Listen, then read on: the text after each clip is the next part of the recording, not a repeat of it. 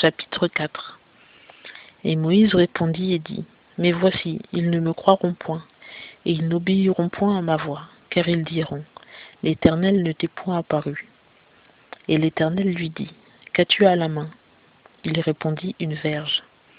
Et il dit, jette-la par terre. Et il la jeta par terre, et elle devint un serpent, et Moïse s'enfuit devant lui. Alors l'Éternel dit à Moïse, étends ta main et saisis-le par la queue. Il étendit la main et le saisit, et il redevint une verge dans sa main. C'est afin, dit l'Éternel, qu'ils croient que l'Éternel, le Dieu de leur père, le Dieu d'Abraham, le Dieu d'Isaac et le Dieu de Jacob t'est apparu.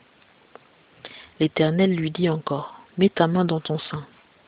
Et il mit sa main dans son sein, puis il la retira, et voici, sa main était blanche de lèpre comme la neige.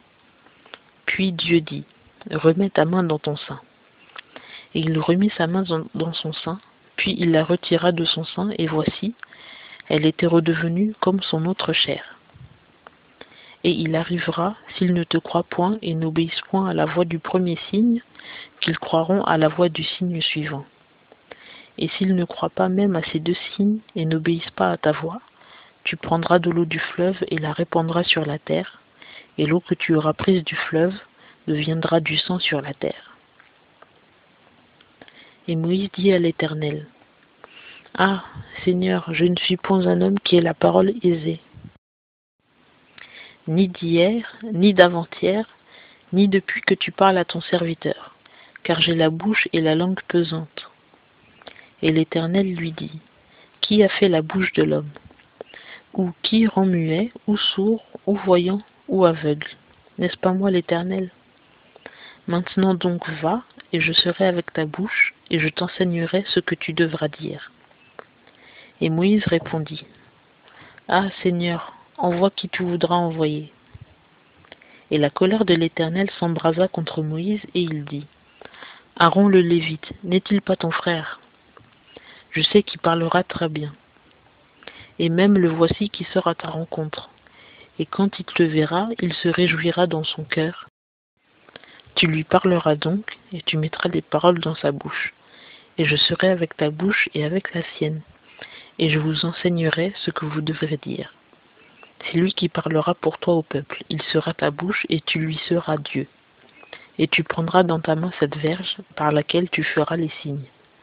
Alors Moïse s'en alla et retourna vers Jéthro, son beau-père, et lui dit, que je m'en aille, je te prie, et que je retourne vers mes frères qui sont en Égypte pour voir s'ils sont encore vivants.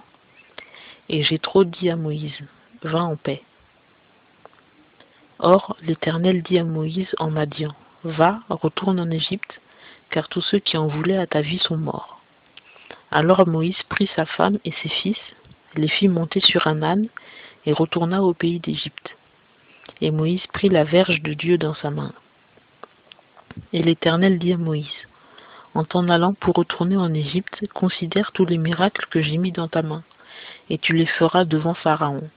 Mais j'endurcirai son cœur, et il ne laissera point aller le peuple.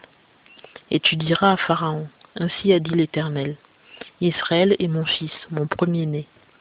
Et je t'ai dit, laisse aller mon fils, afin qu'il me serve. Et tu as refusé de le laisser aller. Voici, je vais faire mourir ton fils, ton premier-né. Or, il arriva qu'en chemin, dans l'hôtellerie, l'Éternel rencontra Moïse et chercha à le faire mourir. Et Séphora prit un couteau de pierre, et coupa le prépuce de son fils, et le jeta à ses pieds, et dit, certes, tu mets un époux de sang. Et l'Éternel le laissa. Elle dit alors, époux de sang, à cause de la circoncision. Et l'Éternel dit à Aaron, va au-devant de Moïse au désert. Il alla donc et le rencontra à la montagne de Dieu, et il le baisa. Et Moïse rapporta à Aaron toutes les paroles avec lesquelles l'Éternel l'avait envoyé, et tous les prodiges qu'il lui avait commandé de faire. Moïse s'en alla donc avec Aaron, et ils assemblèrent tous les anciens des enfants d'Israël. Et Aaron dit toutes les paroles que l'Éternel avait dites à Moïse, et il fit les prodiges aux yeux du peuple. Et le peuple crut, et ils apprirent que l'Éternel avait visité les enfants d'Israël, et qu'il avait vu leur affliction.